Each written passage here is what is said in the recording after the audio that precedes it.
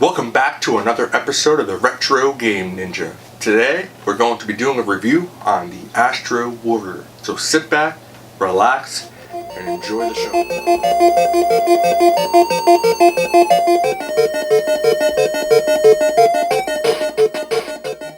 Let's get into it. Astro Warrior was released in 1986 for the Sega Master System.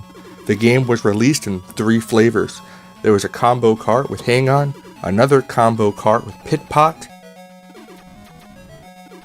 and finally a standalone cart, all by itself. When I was a kid, and I'm sure maybe some of you, we did not read the manuals. We just jumped into the game. Now this is a game that you can jump right into. Now that I'm older, I decided to read the manual. And boy was I surprised that there is an actual backstory to this game. So what's going on in this game? Well, there is an assortment of nasties called the Devil Star Imperial Forces that are set to invade our galaxy. There's only one hope. You guessed it, guys. That's you, the Astro Warrior. You've got to lead the Allied forces from the deck of your flagship, Astro Raider, on a daring mission. Break through a triple zone defense, destroy the enemy, and ultimately take out the mothership. It's a simple arcade game. It's fun.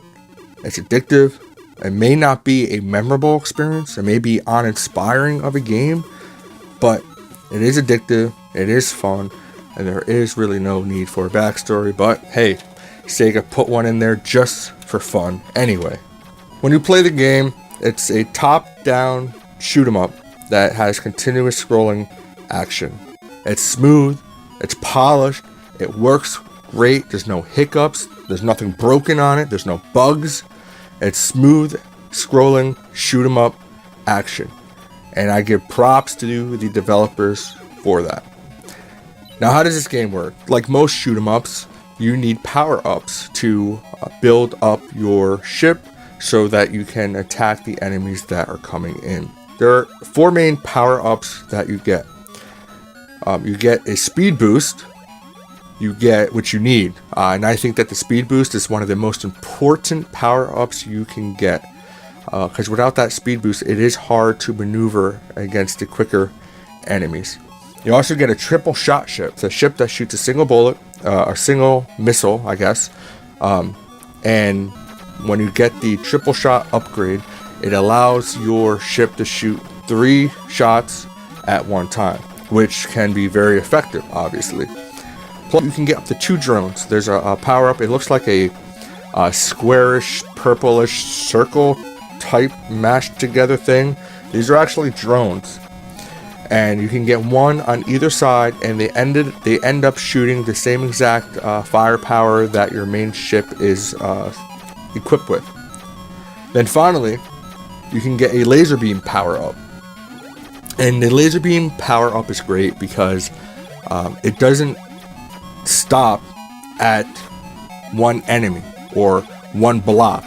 Speaking about blocks, there are blocks on flagships, and you're supposed to destroy those. And as you destroy those blocks, after you destroy a certain amount, you get the power ups. Now, like I said, the laser beam is an awesome upgrade because instead of the firepower stopping at the enemy that you blow up or stopping at the block that you destroy, instead it goes right through. You can destroy a whole line of blocks or a whole line of enemies. So it's definitely a power up that you want to use. And again, when you have the drones attached to you as well, they all shoot that same thing, and you basically become unstoppable. Now, I played a lot of shoot-'em-ups that have much better power-ups, so they're not original in any way. They're simple, but they work for the game that is being played. So for that, I give it props. Now, the enemies, they're not really ships, they're shapes. I don't know why the developers went with shapes instead of ships, but they are not ships, they're shapes. What I mean by that is, you'll have different types of circles, different type of snake things with a helicopter thing on it. You'll have little arrow looking enemies that look like little triangles, but nothing that looks like a ship. There's one part of the game where there are these ships that bounce towards you and then back up, that you can destroy. Now those look like maybe TIE fighters, so those do look like little ships, but everything else is a shape. Like I said, it's very uninspiring with the game, the way that they decided to do that, but as I said before, it's polished and it makes it work. So I do not fault the game for that, but it would have been more interesting to have that. Now, you do have a boss battle at the end of every stage, and there's only 3 stages. You have the Galaxy Zone, and the final boss is the Zanoni, I believe I'm saying that right, is the Asteroid Zone, and the battle fight at the end is Nibiros. Again, hope I say that right. And then finally, you have the Nebula Zone, and the final mothership boss that you fight is Beelzebub. Now, with all of the other versions of the game, with Pit Pot, Astro Warrior, and Astro Warrior by itself, once you beat the first 3 levels, then it cycles itself over again. Each time the scrolling becomes a little bit faster and the enemies become more difficult, but it cycles through infinitely. But with the Hang On Astro Warrior combo cart, this isn't the case. Once you beat the 3 levels, you're done, you beat the game. So keep that in mind depending on which version you want to pick out or which version that you would like to play. The layout, they stuck to a formula. You fly through space, then you fly over a flagship. That's basically square or triangular patterns. It's the same thing with every 3 levels, except the colors change and the layout is just a little bit different.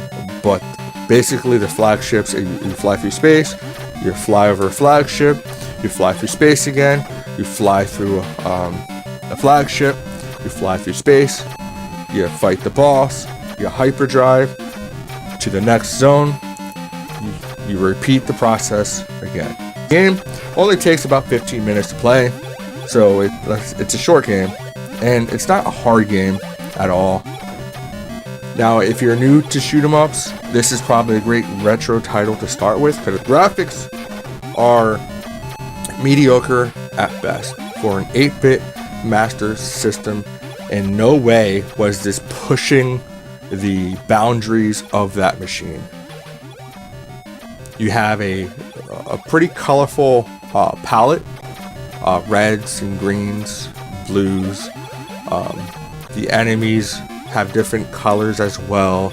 The sprites, they're shapes. They're basic circles, triangles.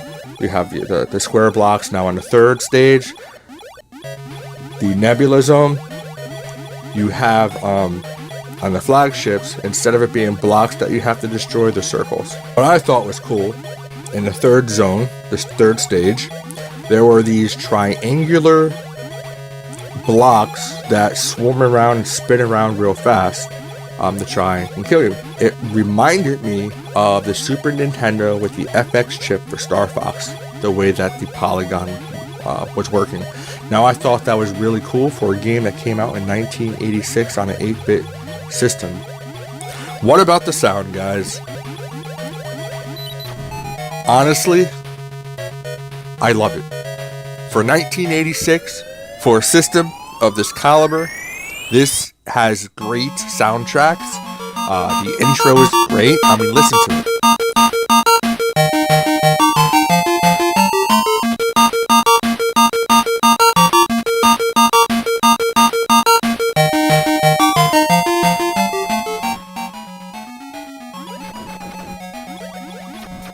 The soundtrack for each level is amazing. For the era that this game came out in, it was intense. It got you excited. I think, anyway. The soundtrack is good. It's high energy. They did a great job with that. It's smooth, and I think it fits the shoot 'em up style of game. The explosions, they're run-of-the-mill explosions. Honestly, they remind me of the explosions in Afterburner or any other number of games. I think they just copied and pasted the explosion sound in the code for every game in this era because they all sound the same.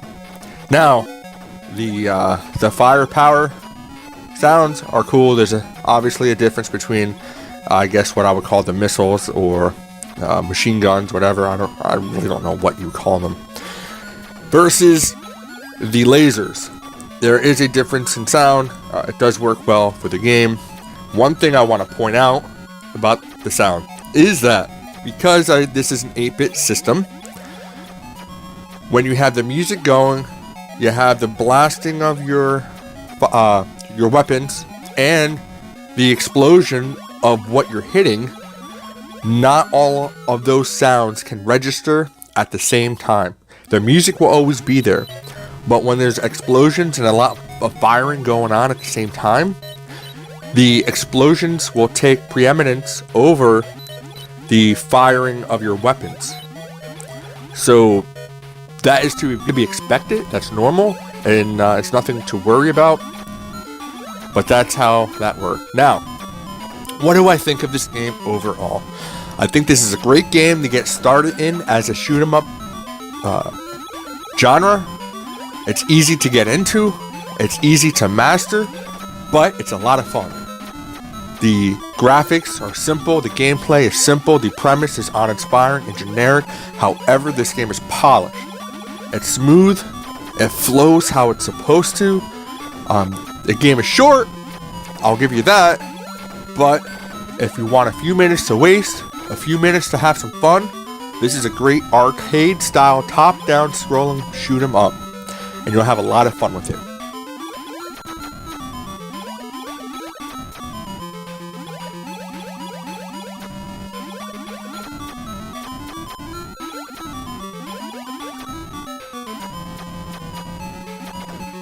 Thank you for watching the review. I hope you enjoyed it. Please hit that like button if you liked it. Hit the dislike if you didn't. In the comments, tell me what you like, what I can do better. And hit the subscribe button. Thank you. See you next time.